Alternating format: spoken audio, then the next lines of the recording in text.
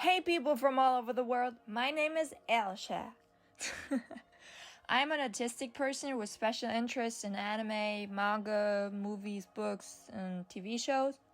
And because I have literally nothing better to do right now, I mean anything better, I've decided to start this YouTube channel. You all must be thinking, yay, another generic anime content creator with semi-original video ideas and not even a unique personality. But you're all wrong.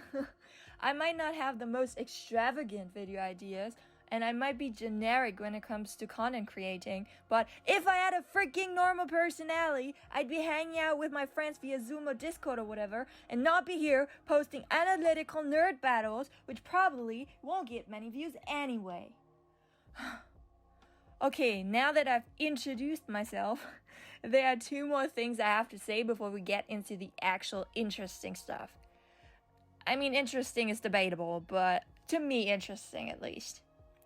First of all, I need to introduce you to this little adorable fella here. This is Bob. He's my assistant and a cosplay genius. So if you think that you can battle him in cosplaying, let me know and we'll make it happen. But to be honest, he will defeat you anyway. It doesn't matter if you try. Secondly, I'm going to be posting videos on things that not every person on this planet has seen or heard of, obviously. But I will tell plots of stories. So if you think plot is a spoiler, then what the heck are you doing clicking on this video in the first place? Like seriously, man, no one can blame me for your stupidity. What the heck? But if you don't consider it a spoiler and want to watch my video regardless, that would make me happy first of all. But I'm also going to put spoiler warnings if I think they're necessary, and give you up to 6 seconds to skip to the next section of the video, because I think most spoiler warnings are just given so that people can tell you, I told you so afterwards, and I think that's really useless. But that's enough of the talk. Let's finally get started with the question of this video, which is anime versus manga. Which one is clearly superior? So anyone who's watching will most likely know about anime and manga as a medium and are probably fans of at least one of them. But for all of you who don't know exactly what they are, I'll give you a brief description.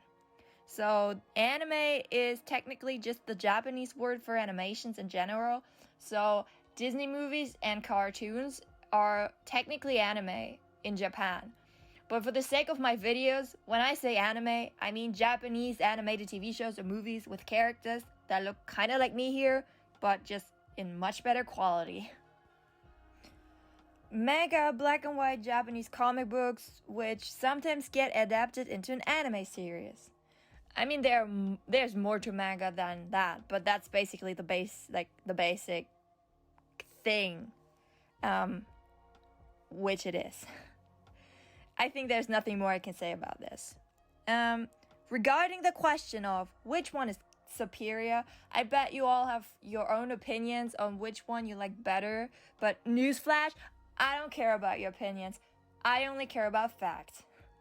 To determine which one is superior, I will be comparing them both in consumption and generated profit and entertainment potential, which is divided into art style and animation, music, pacing, and the amount of effort you need to put into the consumption itself.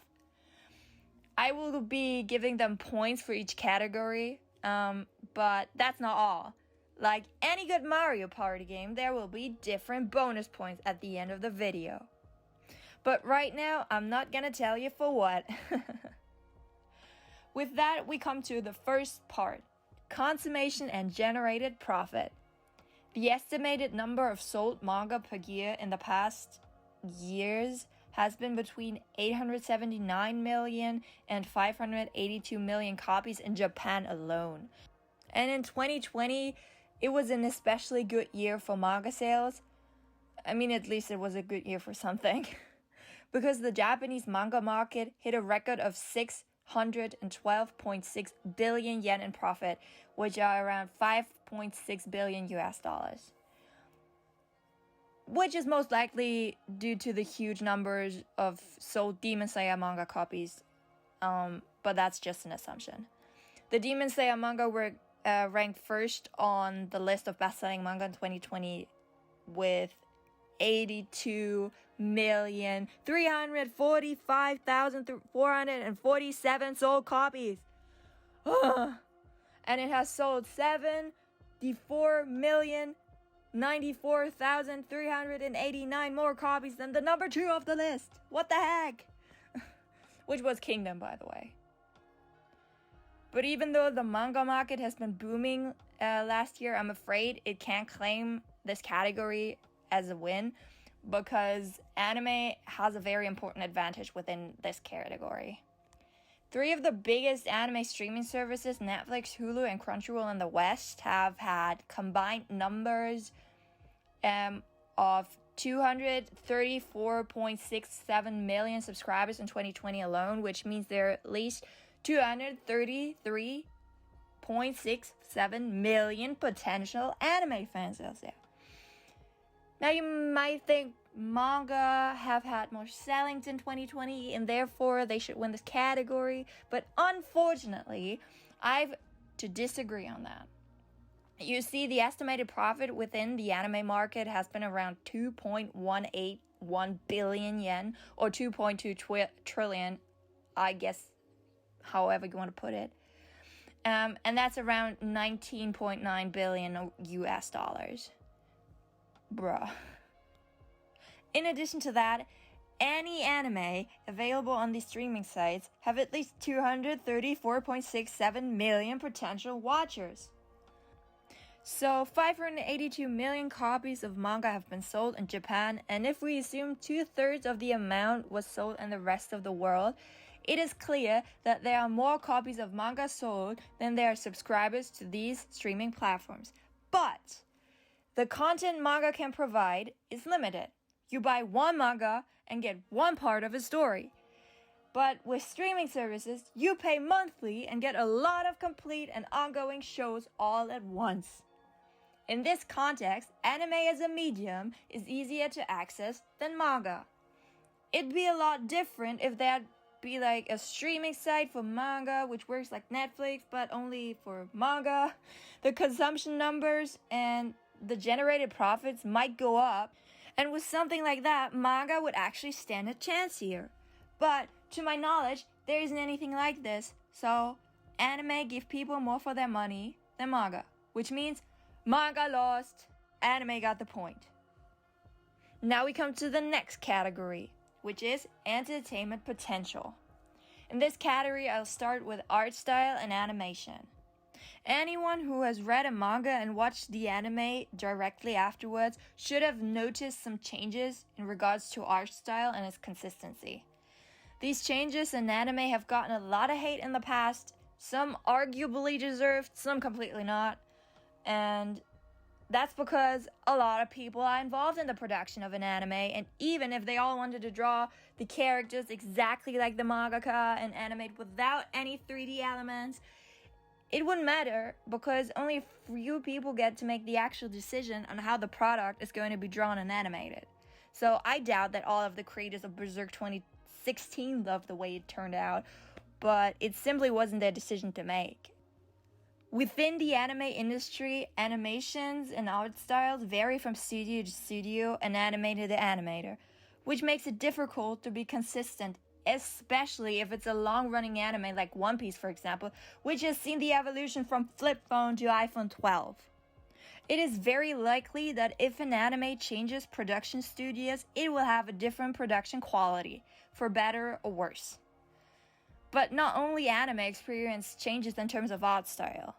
Even if manga are created by mangaka and his drawing assistant, that doesn't mean that there isn't a change of art style during the time the manga is published. If you would take the first volume of Attack on Titan or One Piece and compare it to the newest chapters, you'd see a relatively big difference in their drawing style. The big difference between the two types of changing art style is that the ones that appear in manga don't damage the entertainment value of the product as much as it happens in anime.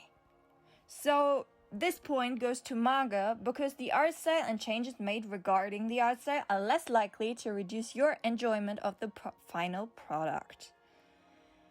Next, we got the music category, and don't worry, I won't be giving points for just having music or not, because that'd be nonsense. But anime still gets the point for this category, so let me explain you why. Music is a stylistic device which triggers people's emotions. There have been many studies on this, and I'm sure everyone here has experienced an emotional reaction to music before. Manga has only its pictures and words to evoke emotional reactions, and it does that brilliantly even without soundtrack, opening, or ending. And because of this, I could argue that manga deserves the point, because they don't need something like music to get people emotional, but this isn't the point. The point is that music in anime makes the experience even better than without music. And I'd argue that the end of the pain arc in Naruto and the reveal in season 2 of Attack on Titan are way more emotional, and I dare to say epic, than in the manga because of the music. And that's why anime gets this point. It can make scenes better than the original in a way that nothing else can. In terms of pacing, I don't think I have to talk long about this issue in many anime, but there are also manga that drag sometimes, so nothing is won or lost yet. Pacing is mostly seen as a negative thing, and granted, it mostly is, but there are some moments in anime, especially fights, where a longer pace can enhance the experience. And when I mean longer, not a billion years of despair. I'd say both mediums suffer from pacing issues, and anime just gets more hate for it because it doesn't attract that much attention as manga. So it's hard to choose which one gets the point. But because this category, the overall category, is called entertainment potential, I think I have to give it to manga, because pacing issues in manga can't easier be overcome by just reading faster. In anime, it's harder, and there are many instances where anime have huge amount of unnecessary fillers because the industry wants to generate more money, let's be real here. So another win for manga! Yay! We've now reached the last round before the bonus points, and it is very close. Anime and manga both have 2 points each. The next category is called efforts needed to consume the medium. Is it easier to watch a show than read a manga? Is it really hard, even if there are hardly any words involved? I mean, except for Hunter x Hunter. Let's face it, the majority of people finds it easier to just sit on their couch, turn on the TV, and watch an anime without using much brain function. Reading, even if it's a manga, challenges the brain, and with that you could say this category is just over.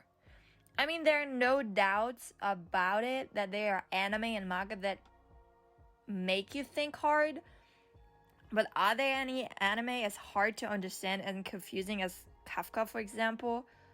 I mean, I really don't know, so if anyone knows a show or a manga which really challenges my brain with its plot, not like Death Note or anything, but more like The Trial, then let me know. So we've just established that you don't need to put much effort into understanding the plot of most manga and anime, and because of that, reading is in general more challenging than pure watching, which is why anime can be consumed with less effort than manga, and wins the final point. So the current score is 3-2 for anime. The anime community smiles while all the manga fans cry. But don't forget the bonus points. Maybe manga do still have a chance. The first bonus point is called creative freedom. So for this category, I looked at how much creative freedom each medium has in comparison to the other. And it turns out anime just has more limitations than manga because it's aired on television. I like to say you can turn anything into a manga, but you can't turn anything into an anime. And I don't feel like I need to talk about this anymore. So manga gets the point. If you want to argue about it, hit me up. As for right now, anime and manga are tied. The one who wins the next bonus point will win this battle and is clearly superior. The last category of bonus points is called Fame in the West. I think you can't claim superiority if you don't include how popular you are, and I don't mean in terms of sales and profit. I mean in terms of internet, friend groups, acknowledgement through the general public, and so on.